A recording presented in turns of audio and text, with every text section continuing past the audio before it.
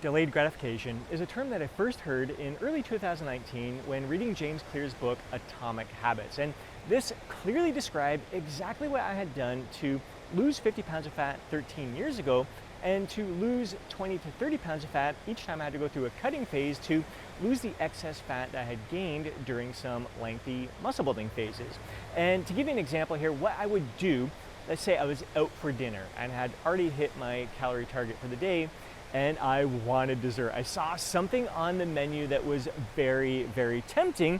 I would have to remind myself that yes, that dessert will provide me with some instant gratification. My taste buds would be very happy, but if I don't eat that, I'm delaying the kind of gratification that I'll experience when I lose that 50 pounds of fat. And that's gonna be so much more rewarding and lasting so much longer than the instant gratification that I'll experience from consuming that dessert. So that's something that I applied throughout all of my fat loss phases. It worked wonders, but in recent years, I've discovered that there's a much better way. And I realized that there's some downsides to delayed gratification. I think it gets you focused on the outcome, and that can be daunting for a lot of people, especially like me when I had to lose 50 pounds of fat.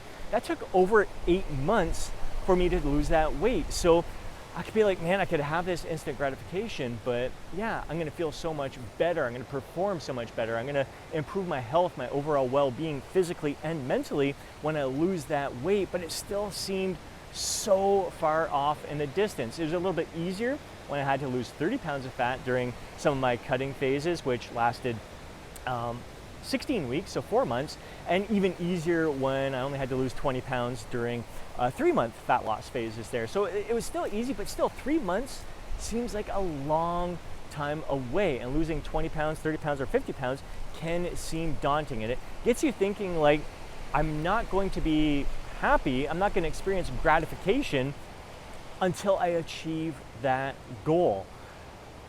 And I think there's some downsides to that, because you can experience instant gratification even by passing on that dessert. So for me personally, just that sense of control that, yeah, that dessert is tempting. Yes, it would taste great, but you know what? I'm satisfied right now from that dinner. I'm not actually hungry. I don't actually need that dessert right now. That's a victory in and of itself by pushing that away, by saying no to it in that moment, and then experiencing that instant gratification or just slightly delayed gratification, going to bed feeling satisfied, not feeling stuffed or overfull from having that dessert. And for me personally, whenever I do that, I'd experience acid reflux in the middle of the night, so I'd have a crappy sleep. I feel uncomfortable, full and bloated the next day, a little bit lethargic, a little bit sluggish. So feeling the gratification from not having that dessert and feeling so much better, it really gets you focused on experiencing the gratification from the process, seeing the gratification from the choices that you make in each and every moment. Yes, you're passing on the instant gratification for your taste buds in that moment, but you're experiencing the instant gratification from feeling more empowered, feeling more in control, feeling lighter, feeling energetic, feeling that sense of awareness that you're doing what's actually going to serve you and your body best in that moment right there. You're not hungry, you are satisfied, and you can have that dessert another time. Or maybe it's a lesson that, all right, maybe I should have, if I really wanted that dessert, I could pass on, like I could stop eating the dinner a little bit sooner. I could eat a smaller portion size and take some of that home in a doggy bag and still have room for dessert afterwards, or just kind of bank some calories throughout the day so you can enjoy that dessert later on. So if you really want that dessert ahead of time, you know you want that dessert ahead of time, you can plan for that and work it in there to fit your calorie target for the day. So experiencing all these moments of empowerment and making the choices, the responsible choices in those moments, and realizing that that is gratification right there and now.